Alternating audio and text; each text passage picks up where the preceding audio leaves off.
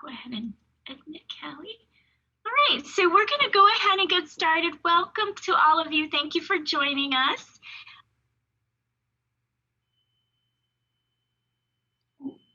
Oh, Toy, I think you're on mute. I'm so sorry.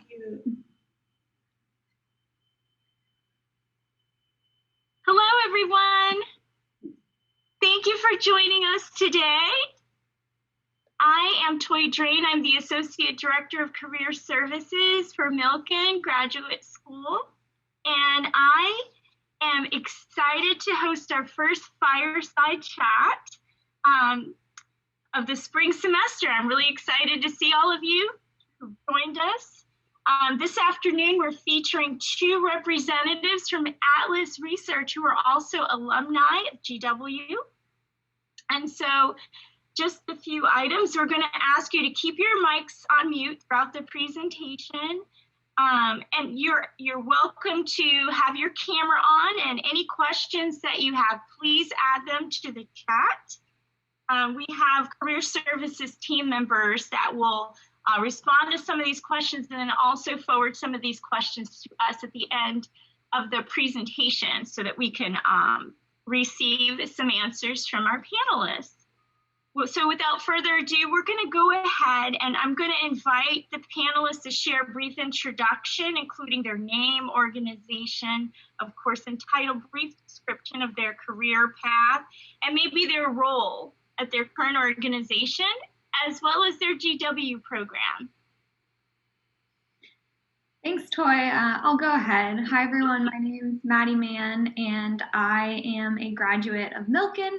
I graduated in the spring of 2019, and shortly after that summer, I started at Atlas Research. So I've been there for just over a year and a half now, and I am a senior analyst at Atlas Research right now.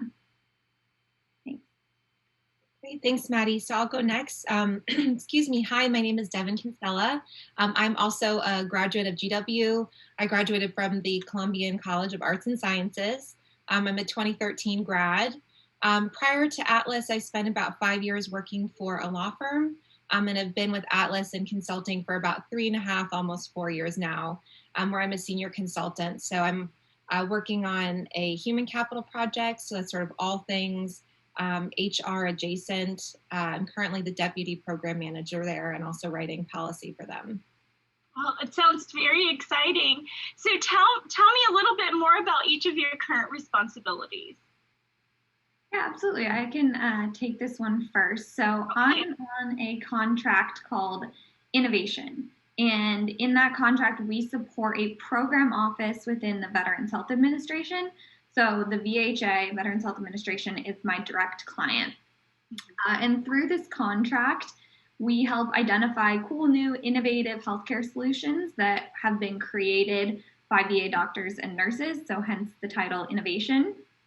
And then we take those programs, those solutions, healthcare solutions, and we bring them to additional VA medical centers across the country. So if a solution's developed in like a New York medical center, maybe we'll bring it to a Seattle medical center or a Florida medical center, something like that.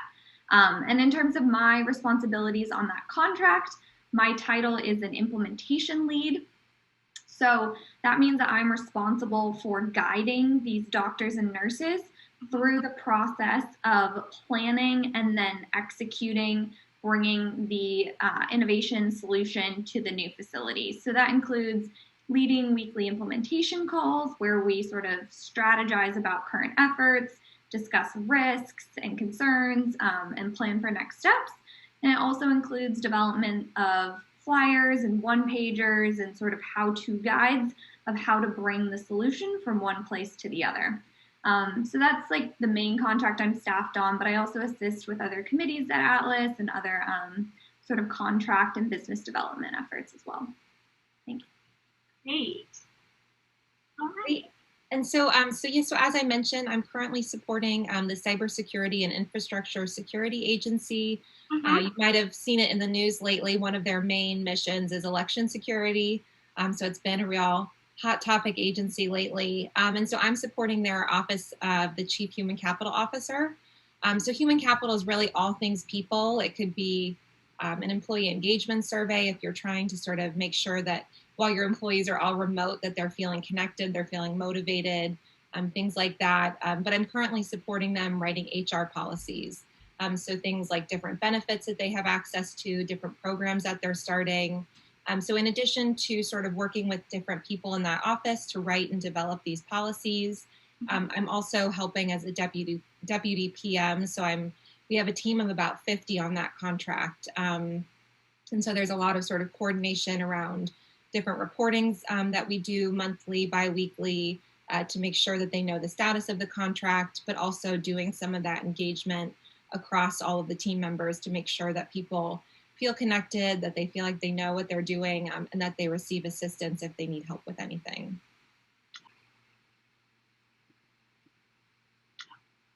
Okay, so your organization's mission statement says that it seeks to accomplish strategic transformations, improve performance, and enhance service delivery. What is the best project or mission to date that you've worked on since being at Atlas? Yeah, so I'll go ahead and take that. I think one of the things that consultants often get sort of poked fun at is that we love big buzzwords. We love things like strategic transformation. But what that really means, or at least, what it means to me, is that every contract or every project really starts with a problem or a question. Someone somewhere has identified that we would like to do this better. So if you look at Maddie's work, for instance, I've done a little work on that contract. Their question is, how do we bring the most innovative practices to the VA, therefore benefiting veterans? And so some of the work that we do is really about, so you have this problem, you have this question, every sort of solution needs a plan first. So we do a lot of what's called the PMO support, the Program Management Office. And this is really giving the government tools to effectively carry out any solution, and to really make sure that once they develop the idea, that they can actually see it through and make sure that it gets implemented correctly, and that it brings that benefit to the American people, whatever that may be. I think that one of the coolest projects that I've done was with the VHA as well, and we were working with one of their offices that was having a lot of process issues. And it just wasn't able to really effectively do its job. And so we got to use a lot of change management techniques, which really is just, how do you carry people from point A to point C? What's the in-between? And so we were able to gather all of the staff, as well as some of their leaders, some of their customers, in a room and have this great 3-day workshop called a Rapid Process Improvement Workshop. And that was just really great to get to connect with people on sort of a day-to-day basis and really help figure out where the problems are and what we could do to fix it. And so we were able to develop all sorts of tools that they could use, and sort of a path forward for them, which hopefully alleviated some of their, personal stress that things weren't going well, but also gave them the tools that they needed to effectively do their job and do it well. So that was probably my favorite so far. Yeah. Sorry. Oh, no, go ahead. Uh-huh. Follow up to what Devin said. I think she brought up a great point that, consulting can sometimes be this whole big, honestly, what is it? What do we do? What is management consulting? And I think something that helps me sort of visualize it and actualize it is, if you're working for a nonprofit, you are focused on their mission, right? And you are trying to work as hard as you can in whatever program or project you are to effectively accomplish that mission. And what consultants do is we get outsourced some of that work. So we help the VA actualize that mission. So it might not be our company's direct mission, but our company's direct mission is to then enhance and support our client's direct mission. So I think just taking that step back is an easy way for me to understand what consultants do. And if you think about that in terms of our specific mission, so maybe for the strategic transformation part, that's where we execute on a program and we actually, bring that healthcare practice that I work on, we bring it to a new facility. And that's that strategic transformation of becoming a more innovative and efficient program. Or maybe for the like improved performance, as Devin was saying, you can sort of improve employee engagement and that using human-centered design to really focus on the people. And then if you think about the third thing, it's service delivery, maybe you just increase or make the timeline of a program rollout more efficient, just in whenever way you can support. So I think that just helps me sort of break down and understand and explain in a clear way what we do. And then for the second part of the question, I'll just, again, go back to innovation. It is by far the best project I've worked on. And I think the reason I enjoy it so much is because as a public health major, I wanted to find a job where I felt like I was helping people. And again, you might go back and think like, okay, well, how is consulting helping people? Like, I'm not a doctor, I'm not a social worker, I'm not working for a nonprofit, I'm not directly supporting patients or interacting with people. But I think it's really important to remember that regardless of how, political or slow government work can be, there is nothing more powerful, nothing with more resources, and nothing with more reach than the government and the government's programs. And I think in that sense, you can really say that like my help with the Veterans Health Administration is reaching hundreds and thousands of veterans across the country. And the VA is the largest public healthcare system in the country. It is just by fact the largest healthcare system. So you really do get that reach. And again, I just think that that is some important perspective when you're thinking about what you can do in a role and why a role is important. Great. Thank you so much, Devin and Maddie. It sounds like you're really enjoying the projects that you're working on. It sounds really exciting. Can you tell me a little bit about how your academic experience prepared you for this great work, or if there were some things that you felt you weren't prepared for? And what skills do you think really contributed or is contributing to your success at Atlas? Yeah, thanks, Toy. I'll go ahead and take this one first. Okay. So I think that two of the biggest things that GW did a good job of preparing me for are sort of a hard work ethic and communications. And that being said, some of those can be personal traits like agnostic of schooling, but I do think they're very important skills and have contributed to my success at Atlas. I think basic communication skills cannot be highlighted, enhanced enough. I think clearly explaining your thoughts and ideas, writing professionally and clearly, it makes a world of difference. And I will also say that that is important regardless of what industry you're going into, but especially with consulting when you could be on multiple projects, you could be interacting with a bunch of different project managers or career managers, or even more importantly, clients. Like when you're in a client service industry, communication is so, so important. And on that note, I will say two other things. I think organization is really important, especially, as I said, if you are juggling more than one program or juggling more than one client, keeping everything organized for yourself and for your team is hugely important. And that ties right into time management as well. So I think that is another really big skill. And I think GW did a very good job of preparing me for that. Yeah, so I will sort of echo, many of the things that Maddie said. I sort of took a different path, I think, than many of you that are on this phone call, being that I was not in public health. I was a history major. I followed the do what you love major path.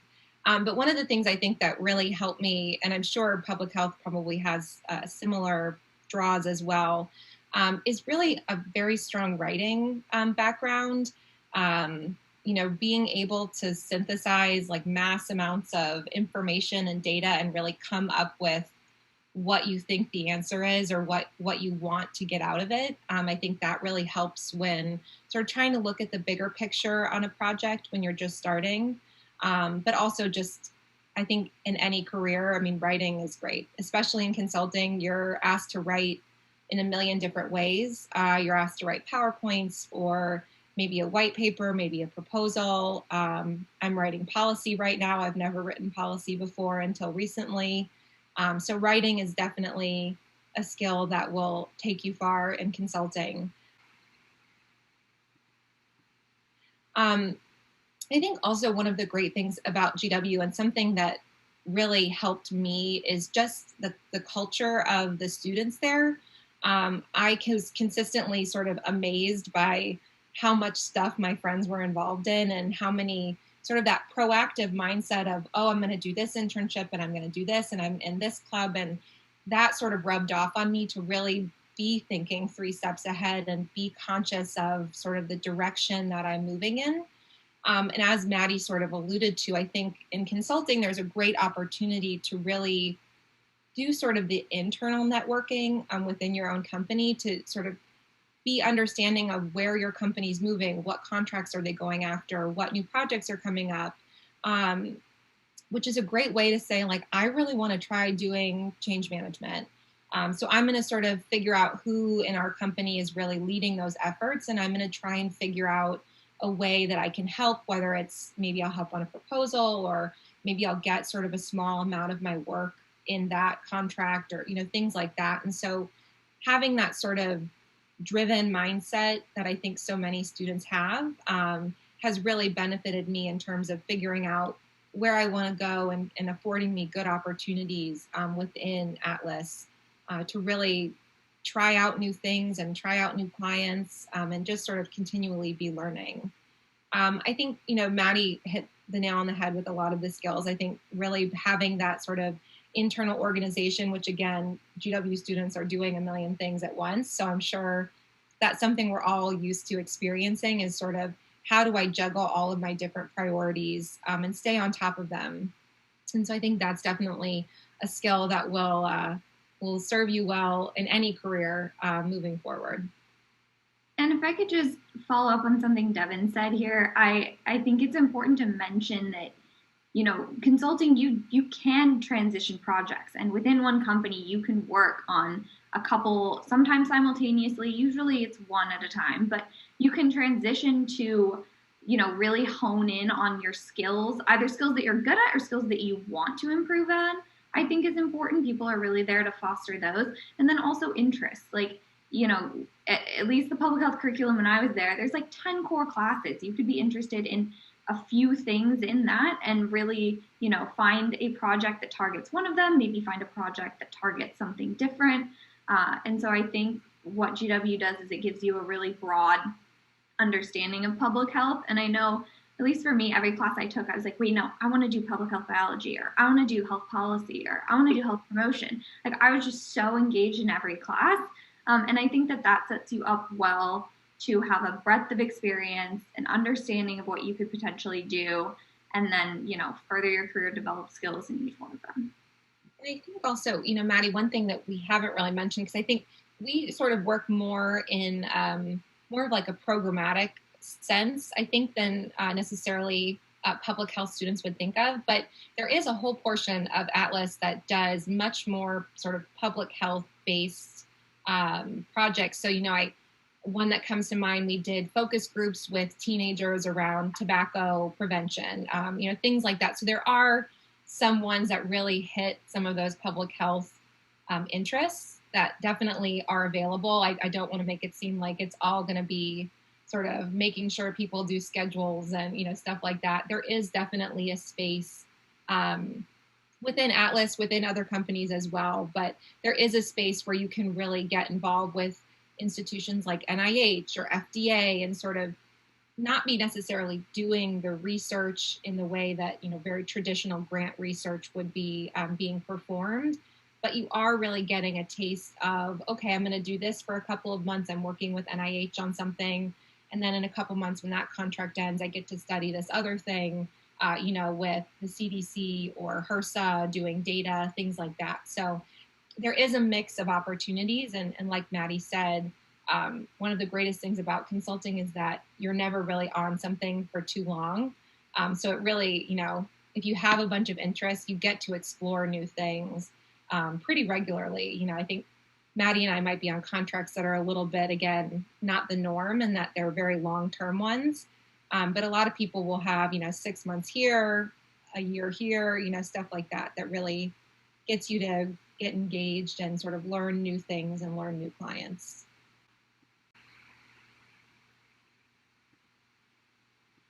Absolutely. And I have to ask you guys this question because we're in these unprecedented times.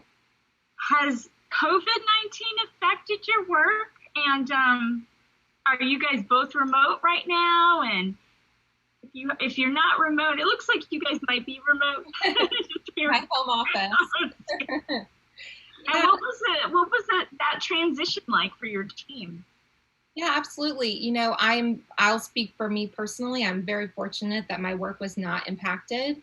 We have had a very consistent level of effort required for us. It hasn't really had us take a step back. I guess I did have one project that was put on hold. I previously have been working with the National Science Foundation, and there was one project that they sort of wanted us to pause because, people have a lot of other things on their plate. But yeah, so we have moved to, the remote posture, as they say. Consulting, you'll hear the phrase probably a lot moving forward, is that, consultants can work from anywhere. And so, thankfully we have the tools to have video conferences and things like that. So although I was supposed to be on site 100% working, with my clients in their office, obviously that's not happening and not likely to happen in the near future. I'm very much the extrovert. I love people. I love talking to people. I love building those relationships. So on a personal note, it definitely was an adjustment for me. But as I mentioned to you earlier, Toy, my clients have really leaned into doing video calls, and a very much come however you are. I don't care, but I'd like to see your face. And that has really helped sort of feel connected, given you sort of more of an opportunity to build that personal connection with people, because I think, that's a really important part of developing a rapport with your clients is having a moment or two of that personal conversation, reminding us all that we are humans, and we have other interests besides the work that we're doing. And so I think that, in some ways, COVID has helped to accelerate that notion, and really, my boss's son is asking for help with his iPad. And so, you have to pause a meeting for it, which is totally fine. So, I think there's some pros and cons, but overall, it's been a pretty easy adjustment for me. Yeah, I would echo what Devin said. So from an administrative standpoint, again, we've been remote for I think next week it'll be a full year, which is absolutely crazy to think about. My team personally was already working remote 2 days a week. So that's something that I'll say Atlas is really flexible about, even pre-COVID. Most teams don't come into the office Friday, and most have another day of the week that they're not in the office, just because we did have a larger staff and a more open concept office. So it made it easier for teams to have the space they need if we staggered days in the office, which is, I'm assuming, how we're going to reapproach re-entry, I guess, back into the office. So for my team specifically, or my contract work, when COVID hit, it definitely took sort of a toll, because I work with VA medical centers, with doctors, with nurses. So they basically had to just be hold on, we are dealing with everything COVID right now. We do not really have time to focus on the implementation of these solutions. But slowly throughout the few months after, we built back up and we were able to successfully implement all the solutions we had planned to by this October.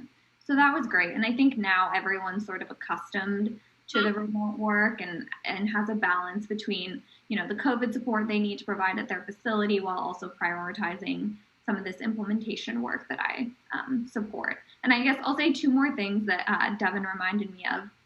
One is client site work. So I personally have never been on a contract that requires client site work.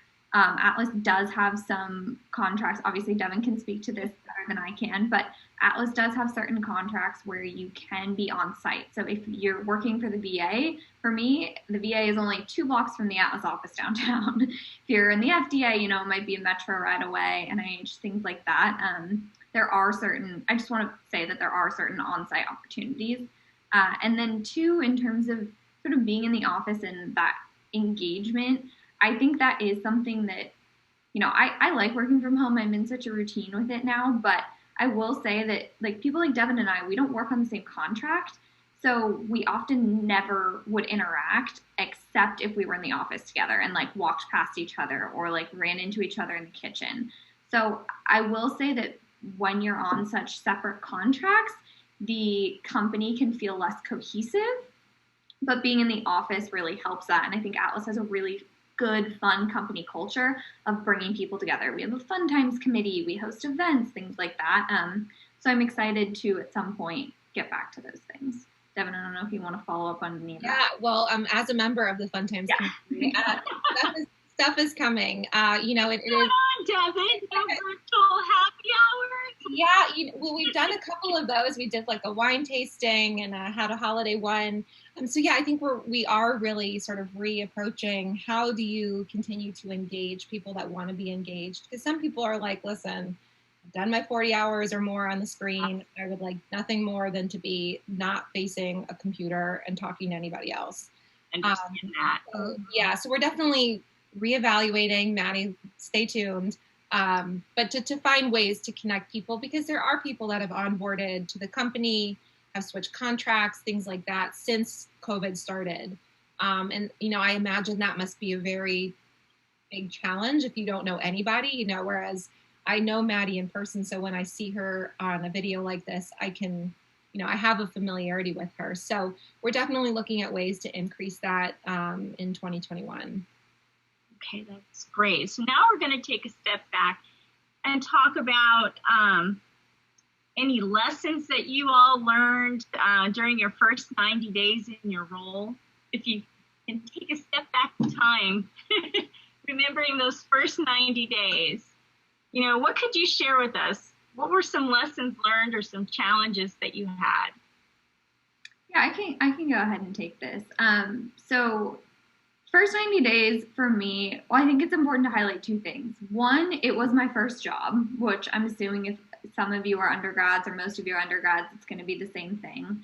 And so in terms of just like starting a job for the first time, I think it's really important to use HR and use the resources that they provide. I feel like sometimes you can get an influx of information and things and just pick and choose what you want. But if you do feel overwhelmed, if you do feel like, you know, you're trying to synthesize all the information you get and like, you know, when do I come in? When do I talk to this person?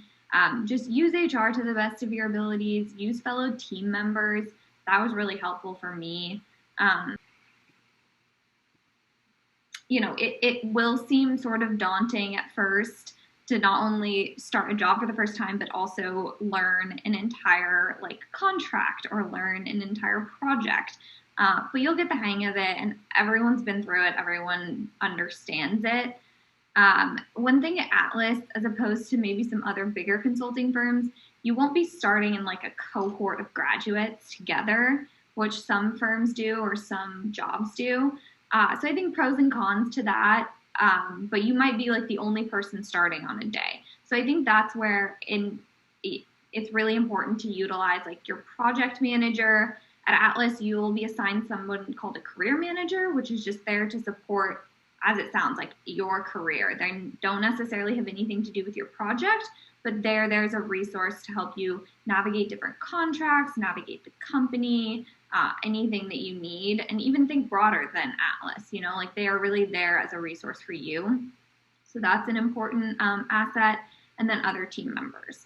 And then I will say, so that if that's sort of like starting a job, starting a contract, it's funny, I just actually presented some tips and tricks for onboarding on a call last week. But I will say, ask questions, ask as many questions as you can.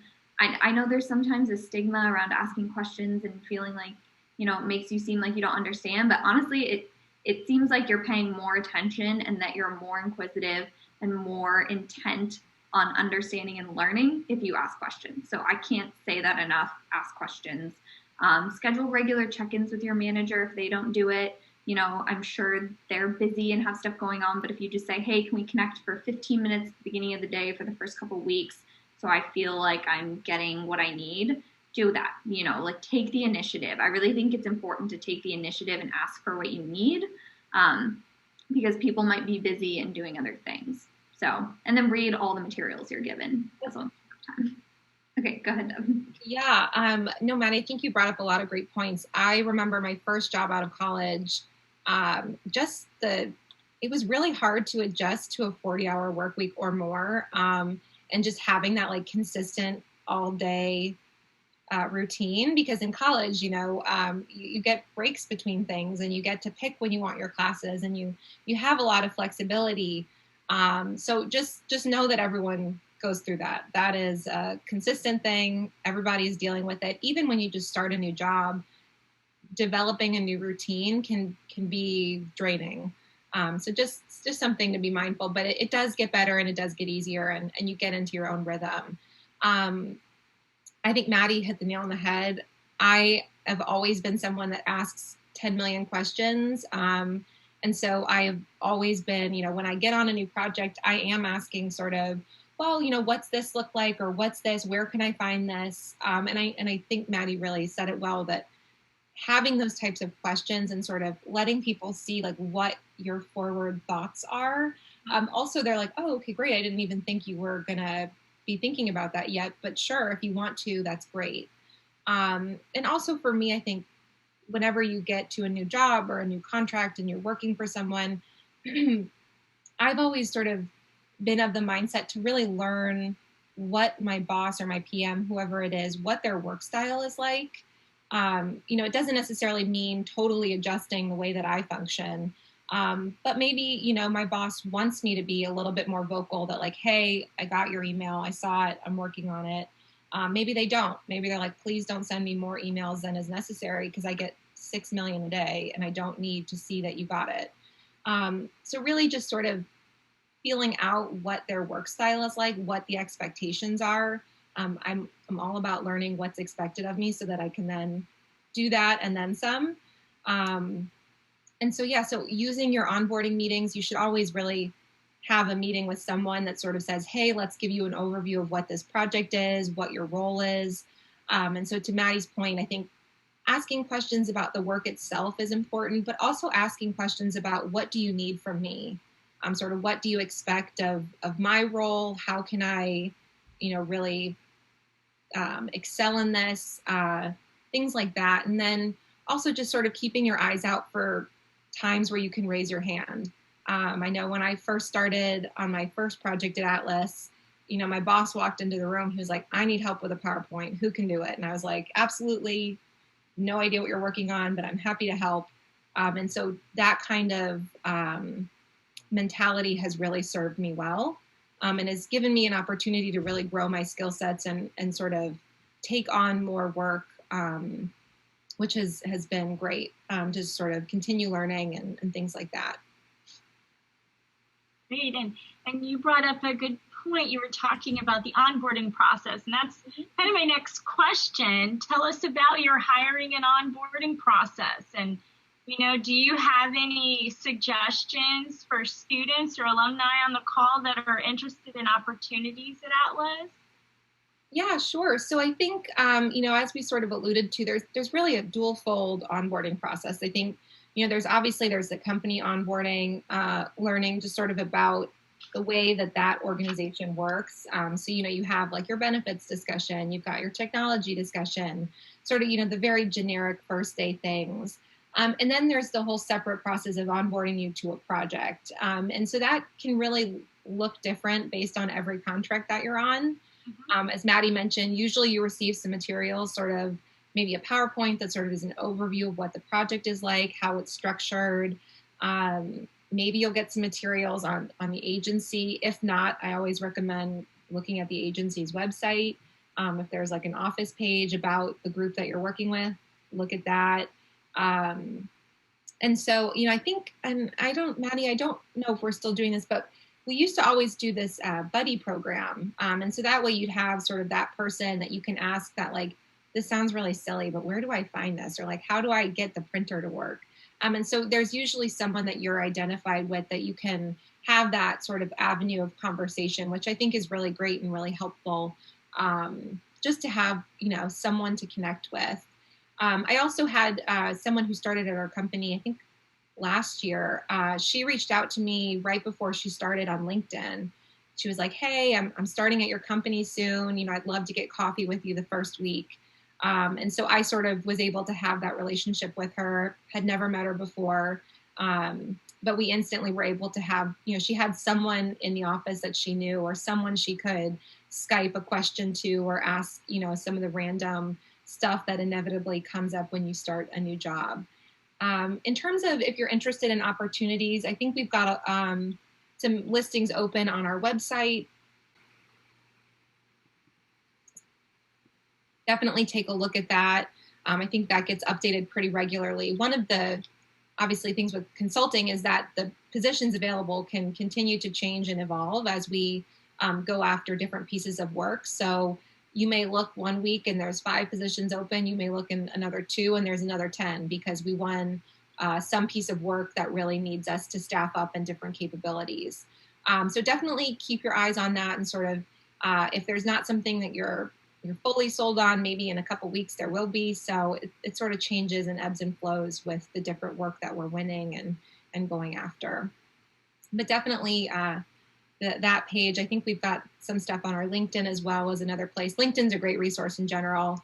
I was telling Maddie earlier, this is sort of not Atlas related, but I think one of the great things about being at a school like GW is that you're going to school in a city that you might want to live in. And so there are so many alumni around. I've always been of the mindset that if someone approaches me and is like, hey, I went to GW, I need some help with something. Sure. Because I hope that one day if I do that to someone else, you know, they would help me. So I think there's a really great community of alumni in DC, and that's really helpful in terms of connecting with people, learning more about jobs, learning more about companies, and things like that. Yeah, it's funny. We were actually just before this talking about how we run into people in DC who went to GW, and because we both still live here, it's just a great community. It's a cool city. It's a great city for public health. So yeah, say that.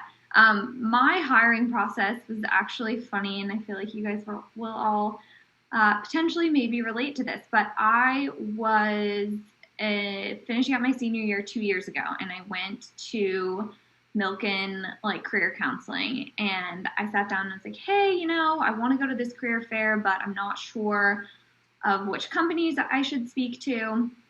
And the career counselor at the time had me go through and say some of the things that I was interested in, some things that I thought I was good at, and she recommended just consulting sort of in general, and for me to look at some of these companies at the career fair. And so I went up to the Atlas booth at the career fair 2 years ago, and I talked to my current vice president and a couple other Atlas staff, and had some great conversations with them, handed them my resume, got a call from a recruiter a couple days later, and then went through a process of one phone interview and then one in-person interview with 3 different people, and then was hired shortly after that. So I think I mentioned this, but I started like July after my senior year. And onboarding was okay. It was it can be a little chaotic, again, like when, as Devin said, there's sort of twofold pieces of it. For instance, my contract, and again, this will depend on the contract or depend on the company, whatnot, but my contract required a federal background check. So I had to go through and do a bunch of forms and documentation for that. There were other sort of VA specific trainings that I had to go through in terms of like HIPAA and privacy. I'm sure you're all familiar with that.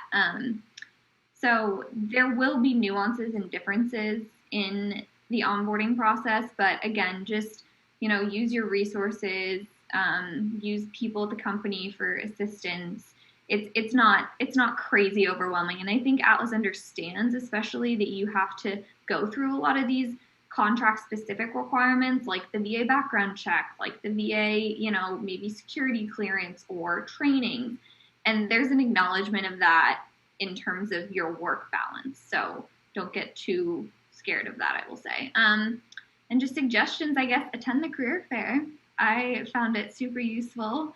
And I think that there's a lot of great resources at GW too. You know, use the Career Center. I admittedly really didn't use it until that one point, but I will say the one time I used it to its fullest extent, it was very helpful. So yeah, little plug for that.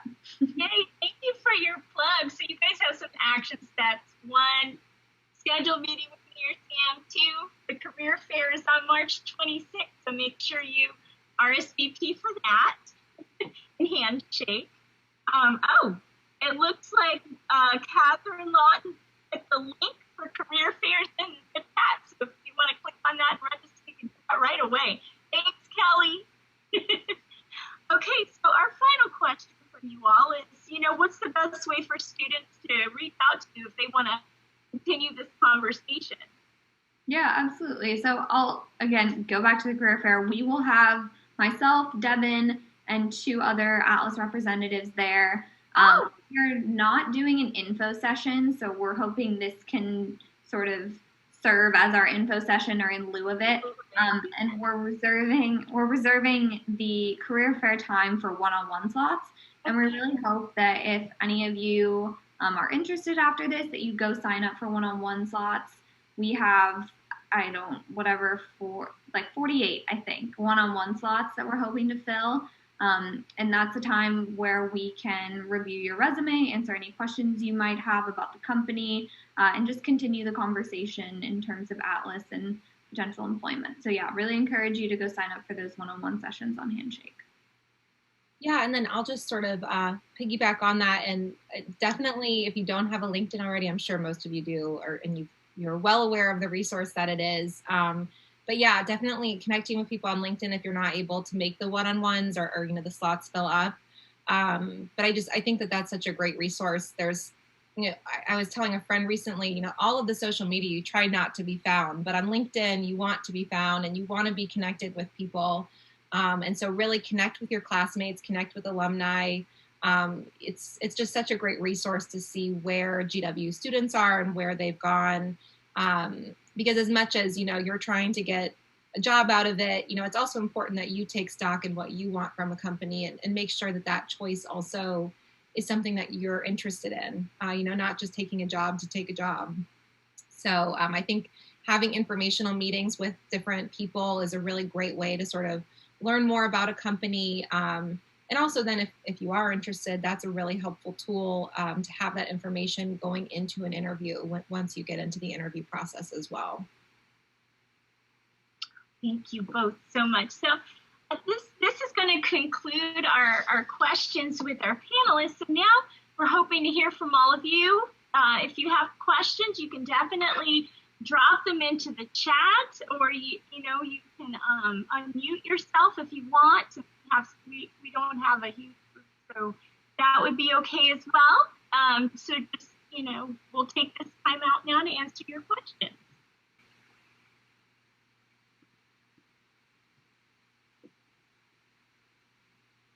Okay, I see Emma has her hand up. I'm gonna unmute. I'm gonna ask her to unmute right now. You can unmute yourself. Okay, there you go. Thank you, everyone. Thank you both. This was very informative, very eloquent. I appreciate it. Thank you.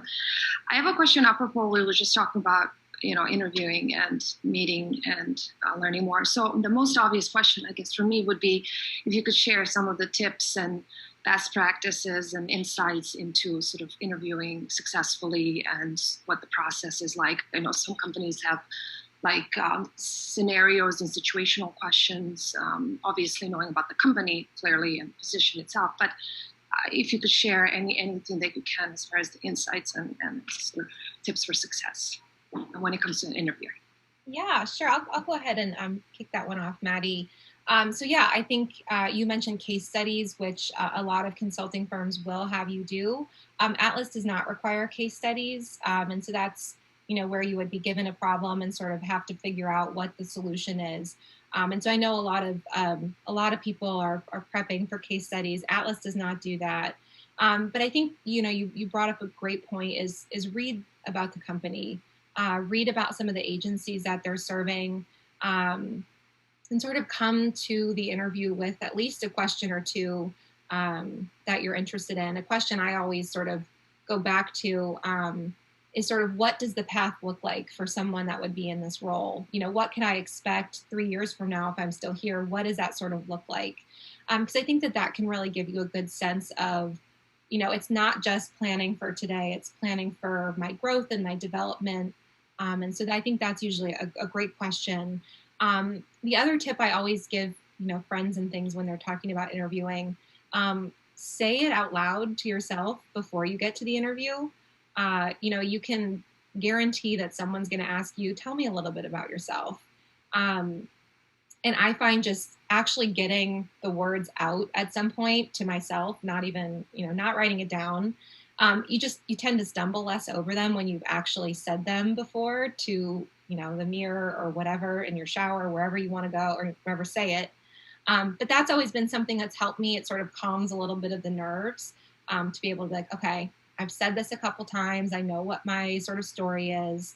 So I think those are sort of my biggest recommendations is know the company, sort of know what they're about. Have a question or two. It doesn't have to be specific to the role. And then just sort of do a little bit of practice, just sort of getting yourself comfortable with answering some of those questions that you can pretty much guarantee will be in almost any interview, no matter what level of a career you're in. You will get asked, tell me about yourself. So those are my tips. Those are great tips. Thank you for such a great question too, Emma. Anybody else? Okay, you could go ahead and unmute yourself. Hi, my name is Anne-Celine. Thank you so much for your time. I have a question. Devin, you kind of touched on it a little bit, but it's more directed towards Maddie, since you said you're in a senior role and you're only a few years out of undergrad. So did you start in that, or what was the process for getting promoted, or how is the growth and development opportunities at Atlas? That's actually a great question. And let me back up a little bit. So our sort of solution-driven implementation cycle is about 1 year long. And we start it in March. I suppose it's more like 6 to 8 months long. So we kick off in like February, March. So we're kicking off a cohort right now. And we support them all the way through to a final event in October. And so I was on this contract last year, and I was actually an implementation coordinator. And so my role as a coordinator is sort of what you think of as more of the entry-level job. I was, taking notes on calls, and then every weekly call that I was taking notes on, I'd synthesize that information into a report out after the call. So where we highlighted action items that were still pending, next steps, risks that have come up, decisions that have been made. We do it in something called a RAID log. But you can think of sort of that process of like taking notes, reporting out to the team, sending agendas, drafting materials. And then for this cycle this year, as I mentioned, I'm a lead. So they're in teams of 2, a coordinator and a lead. So my lead from last year moved on to a different contract. As I said, consulting is fluid in that manner. And so I was able to be promoted to a lead, which was super exciting. And so this year now, instead of being sort of more on the back end of taking those notes, sending out those agendas, I'm actually the one like speaking and facilitating on the calls while I have a coordinator supporting me in that back end role. So again, I'm recently out of undergrad, and I think this was a pretty quick transition, and that just might have to do with COVID, the company, people moving. I think it also depends on whether people move off your contract or not, how you can grow. But I will say that I felt very supported by my contract, very supported by my company. I'm very lucky to be given this role. I think I'm learning so much in this position. But I also think that I'm only doing as well in this position because I was in the position prior before. And I think that knowledge is really important. And I think you do have to remember at an entry level, that is very valuable context. And even if you might feel monotonous in a few tasks, that you're learning more than you think. And I think that it's just important to put good, hard work into everything you do. Again, this is like my mantra. It's my dad's best career tip for me is like, really put your heart and soul into your work, do good work. People will notice it. Like people will notice if you care and if you're doing good work. And sometimes that's just the bottom line. So I hope that sort of answered your question in terms of career development. I think Atlas is really supportive in that. And if you're not finding it in your contract, you can go to another contract and find it. So. And I want to piggyback quickly on that, Maddie, something that I think I don't necessarily know of a lot of other companies that do it. I haven't necessarily specifically asked my friends if they do it. But Maddie mentioned the career manager earlier. That has been a really invaluable aspect of the company for me. What that really means is you've got someone who's much more experienced in their career, who is sitting down and saying, what do you want to do? What's your end goal? What do you want your path to be? And their job is to advocate for you to get that. So I actually, for many of the years at Atlas, I was on a grants management contract with the National Science Foundation, but I really want to do human capital. I love working with people. I love the people side of business. I think that, companies are as strong as they are with, the people that they have. And so I told my career manager, I was like, I want to pivot into this sort of wheelhouse. And she's helped me to get staffed on a contract that's in that. She's helped provide me the opportunities to sort of work on smaller pieces of contracts to get some of that foundational understanding. So that really is a very great tool to have. And like Maddie sort of alluded to earlier, you can ask your career manager to meet as often as you want. You sort of get to own your own career and make that the relationship that you need. And I think that's really great if you're coming in from never having a job before, having someone like an advisor to really help you navigate the waters and sort of figure out what structure you need to put behind your career to advance. Thank you. Any other questions? We have time for about 2 more questions. I have a question. Okay. So I'm actually a current MPH student in health policy, but I've also worked in consulting since June of 2018 at a small firm in Falls Church, Virginia area, and I actually work on a project for Medicare, but I used to do a VHA project. So my question is, if I were to look at applying to Atlas, if I were to come in as somebody who's in the middle of a master's degree and who has 3 years of consulting experience, what level do I come in at? How does that process work? Or if I were to not come until after I've gotten my master's, how would that work? Yeah, so Maddie, I'll go ahead and take this one. So I think that's wonderful that you're balancing work and degree. Kudos to you. That must be quite a lot on your plate. But there definitely are people that are in the middle of programs. And I think, as Maddie sort of alluded to earlier, consulting can be very flexible. It really can, work when you need to work. That's something you could work out with your contract, with your managers, to sort of say, hey, I need to sign off by 3 p.m. every day, but I'm going to start early, things like that. And in terms of level, I think there are definitely, not every position that's on the website is going to be 0 experience. There are definitely different positions that would allow for a couple of years of experience, or with a master's degree. I think you sort of often will get looked at the next level up because you have a little bit more education. So it definitely, I think, having a master's degree changes sort of where you are in terms of how much experience is needed to get to the next level. So it's something I would definitely take a look at what's out there. I think, we sort of go like analyst, senior consultant, senior consultant, and then you go up through manager. That's another question I would sort of ask when you're doing consulting. Everyone has a different structure. So what's a consultant at one company could be their very entry level. And then an associate might be what I am, which is a senior consultant, almost manager. So definitely sort of figure out what the nomenclature is at each different firm, because it will be different. But that's definitely a great question to ask the recruiter that you're working with, and sort of really make sure up front, hey, I have years of experience in consulting. I have a master's, and sort of come in with that ready to discuss, and sort of see how that can help you sort of maybe start not quite at the very entry level, and sort of what positions would fit your background and your experience. Great, thank you. Anybody else? Last chance. Oh, go ahead, Emma. Yes, if there's no one, I was just wondering, and Rachel reminded me of this.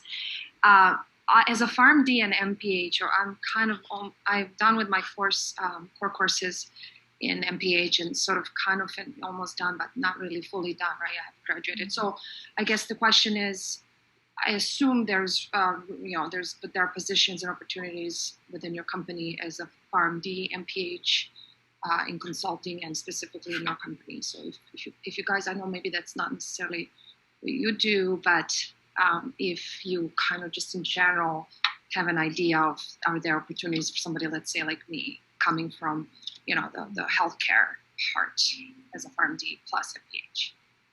Thank you. Yeah. So Maddie, do you want me to take this one also? Sure. I can add. Yeah, no, I think, consulting, what's really great about it is that you can have people of so many different backgrounds. So I don't think there's any one background that better suits it than the other one. And so I think that, you would bring a really specific perspective in sort of the terms of what healthcare background you have.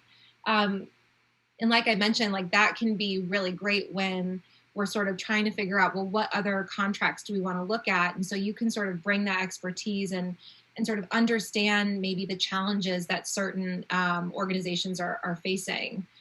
So, maybe for instance, and this is me taking a leap in terms of content, but maybe, with the PharmD, you might know a little bit more about like opioids and things like that. And so when we're approaching someone like SAMHSA, who does, mental health and things like that, you can really bring that expertise of these are some of the issues that they might be facing, or these are the issues that the American public is facing and what we can sort of help them try to solve. What are the problems that we can help solve? So I think that all backgrounds are welcome. Like I mentioned, I'm a history major, so I don't necessarily have a job-specific training via my academic career. But what's great is that it can bring people like you and me together and really approach the questions and the problems from a very different perspective, and bring sort of that well-rounded idea to a client or to the government, however that may be. So I definitely would take a look at things, but there is definitely room for all backgrounds in consulting, which is one of the great parts about it. And I would just, as a final sort of statement, I would not even say there's room. I would say we very much encourage it. If you think of consulting as problem solving and solution finding, the more perspectives you have, the more expertise you have from literally all and every realm, the better, more well-rounded, more effective solution you're going to be able to come up with. And so I think, Devin, you said that all, but I just really want to underscore that there's such a use for every background. And at Atlas, you will find people with all kinds of backgrounds and all kinds of expertise. And that will be of value to various different contracts here and there. So, yeah. All right. Well, I just want to thank our panelists and our team members at the Center for Career Services for their partnership in bringing this event today. In addition, I want to let all of you students logged in know that we do have another Fireside chat taking place next Friday at noon. So check out Handshake and sign up for that one. And if you want to continue the conversation, just like I believe Devin mentioned, you guys can continue the conversation at the career fair. So make sure you click on the link that Kelly provided and you can reconnect and continue the conversation there. Thank you so much. Thank you, everyone. Have a great afternoon. Thank you, everyone. Appreciate your time.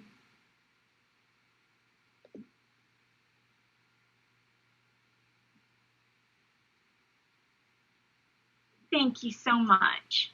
I really appreciate you and Maddie joining us, and it was wonderful. The students had a bunch of great questions, and and you offered a lot of great tips. So thank you so much for your time, and you'll be hearing from me and Kelly. Absolutely. Thank you guys for organizing this. This is a great way to connect, and it's a hat I haven't worn in a while, so it was fun to get back in there. So thank you guys. Put that hat on. Great job. Absolutely. Well, thank you guys, and we look forward to the career fair at the end of the month. Take care. Bye. Thank you guys. Thank Have you. a good one. Bye.